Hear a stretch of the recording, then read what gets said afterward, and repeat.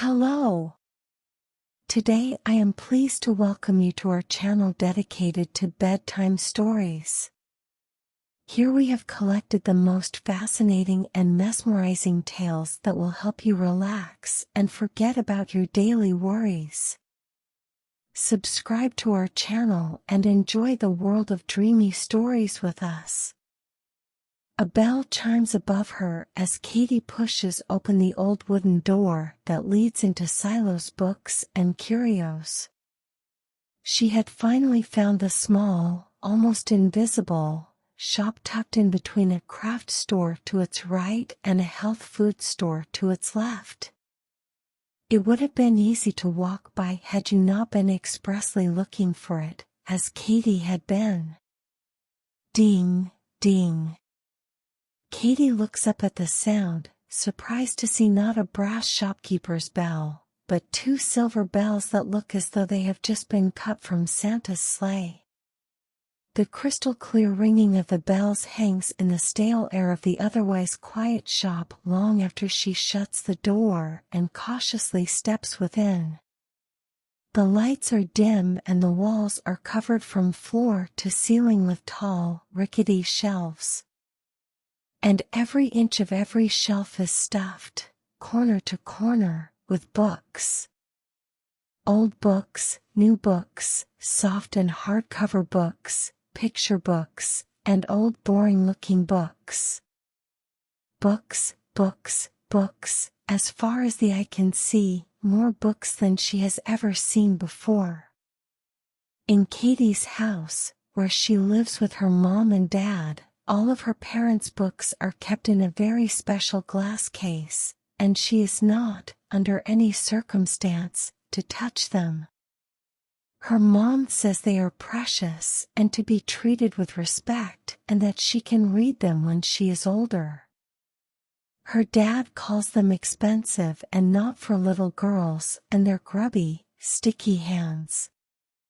But these books aren't behind any glass. They are just sitting here, waiting to be held, to be touched, to be read.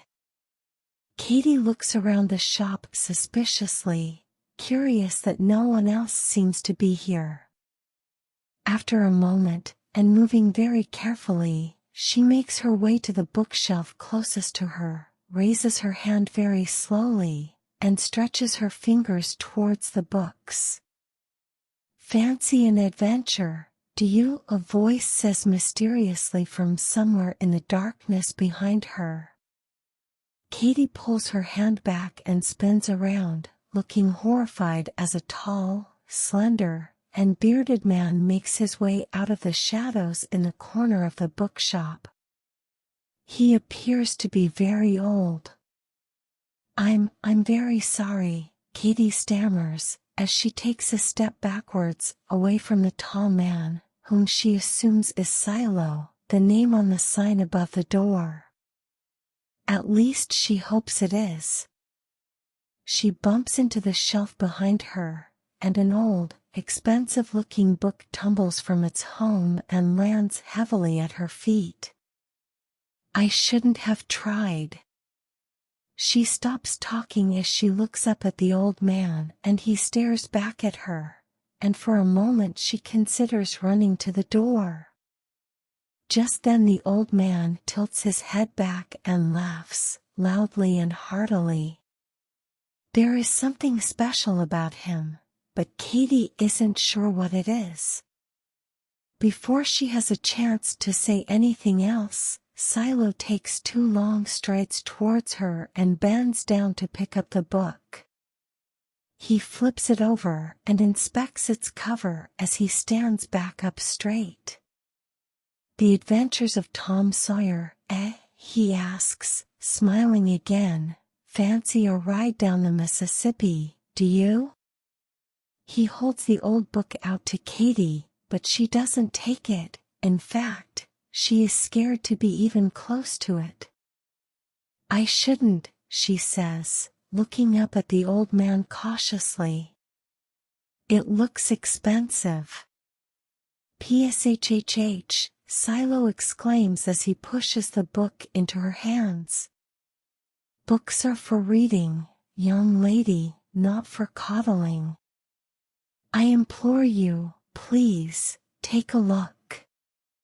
Before she can protest any further, he walks away towards the old cash register at the back of the shop, leaving her with the twin classic clutched tightly to her chest. When he reaches the counter, he turns around and looks back at her. Open it up, you may be surprised by what you see. He smiles slightly, and Katie sees a small twinkle in his eye before he bends over the counter and begins to scribble on some papers. She watches him for a second longer before returning her attention to the book still clasped in her small hands. Very carefully, she opens it at random, somewhere in the middle. What she sees next makes her gasp in surprise. In the middle of the page, where Katie expects to see words, and sentences, and paragraphs, there is instead something that looks like a cross between a picture frame and a small, rectangular television set. At first, she thinks it is a picture, but when she looks more closely, she sees that it is moving. She can see a large river and after a moment 2 young boys on a small wooden raft paddling along the shoreline. She moves her face so close to the page her nose is almost touching it as she watches the small raft bounce along in the current.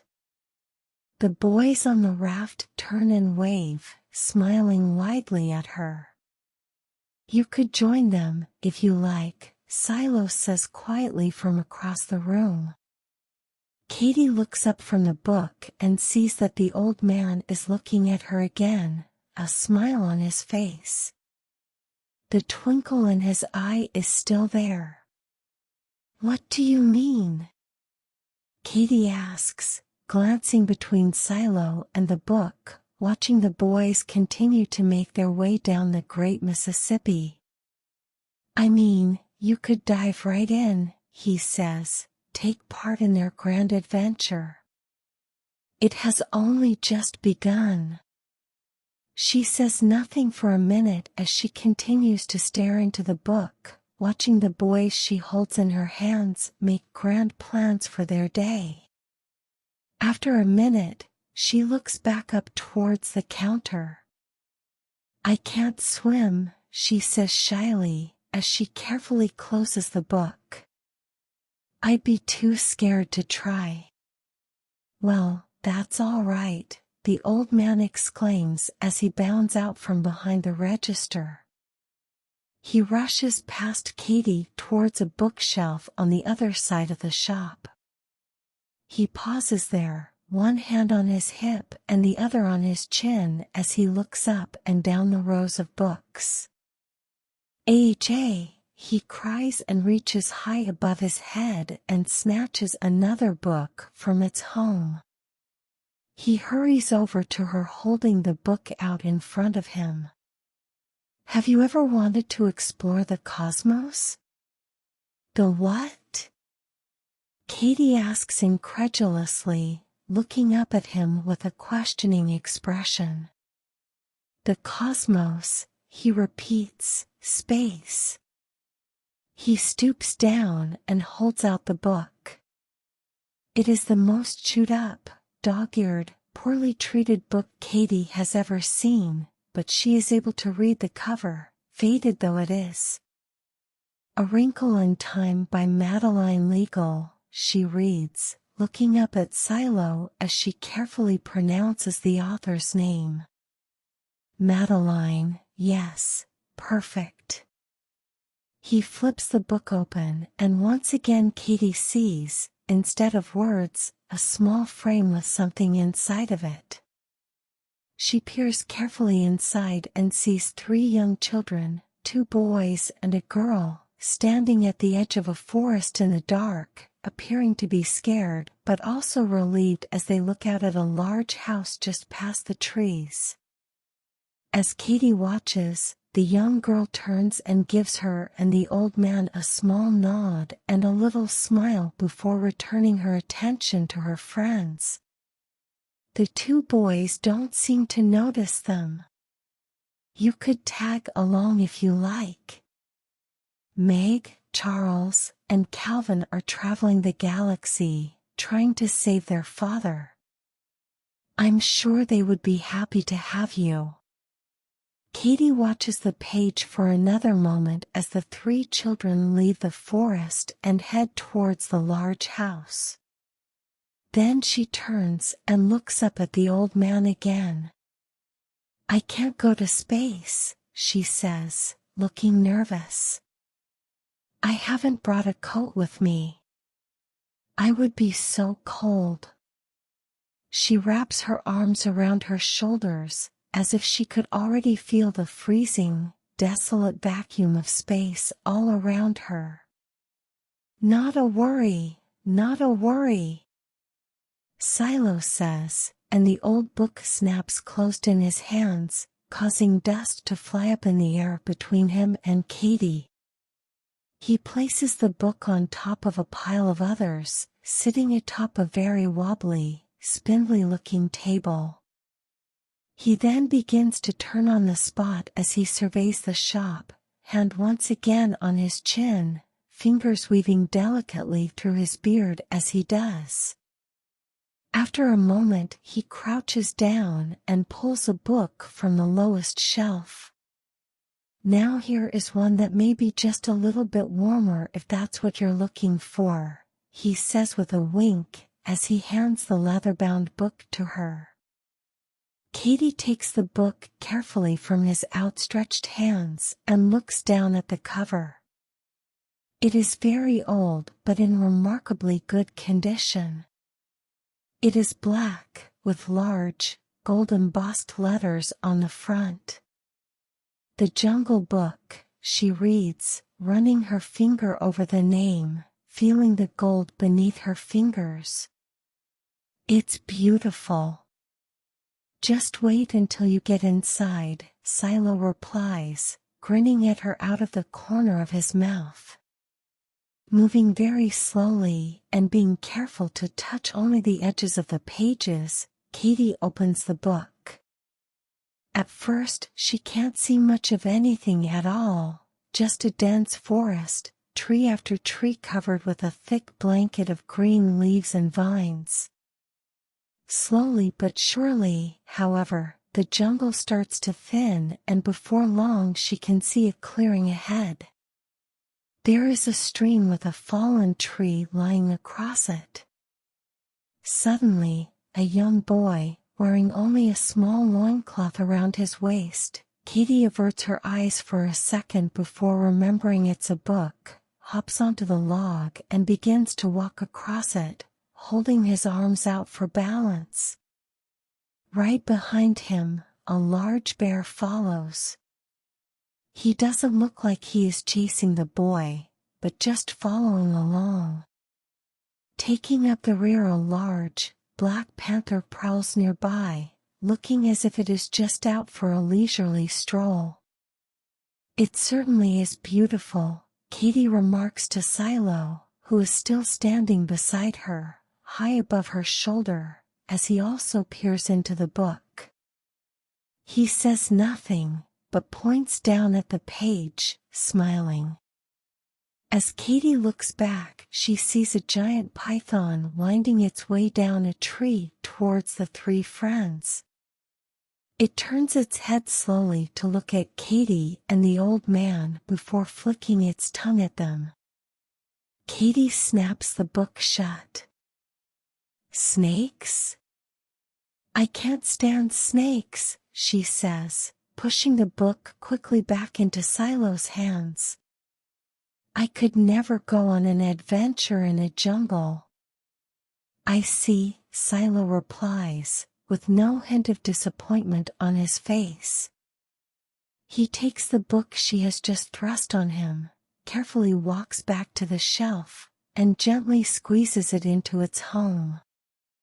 Then he turns back to her and smiles once again. Then, my dear, the question is, what kind of adventure would you like to go on? Katie looks back at Silo for a minute, unsure of what to say. She gazes around the bookshop, books as far as her eyes can see.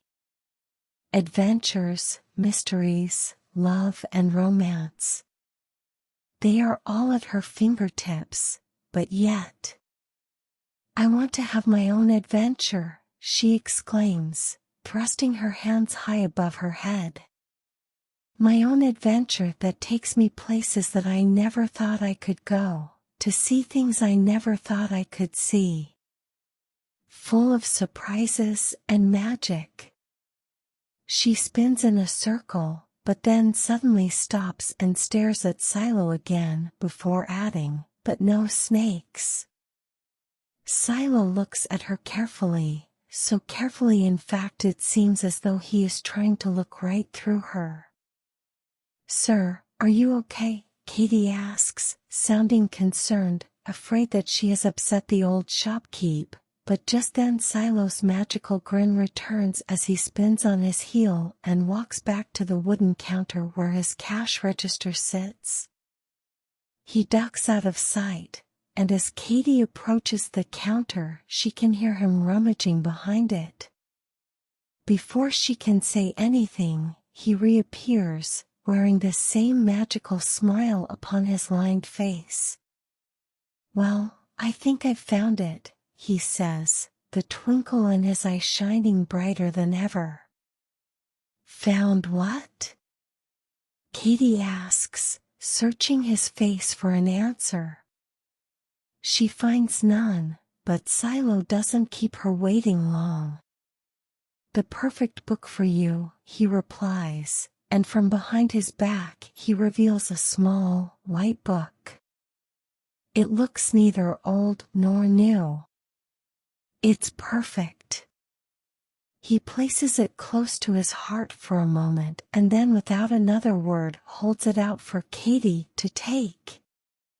After a second's hesitation, she reaches up and slips it delicately from his fingers. She looks down at the small book and finds there is nothing on the cover. No picture or any writing adorns it. She flips it over and discovers that the back is just as blank as the front. Then, very slowly she opens the book to the middle. To her surprise, the page is completely empty. She flips from page to page and finds them all without a mark. It's completely empty, Katie says, trying not to sound disappointed. There's no adventure in here at all. Well, of course not, dear, Silo says, his face breaking into a wide smile as he gazes down at her, his long beard twitching with delight. He reaches into his breast pocket and pulls something out, but before Katie can see what it is he stretches out his long arms and holds the mysterious object in front of her. It is a pure gold fountain pen, with her name engraved on its side. The name she had never told him. You haven't written it yet.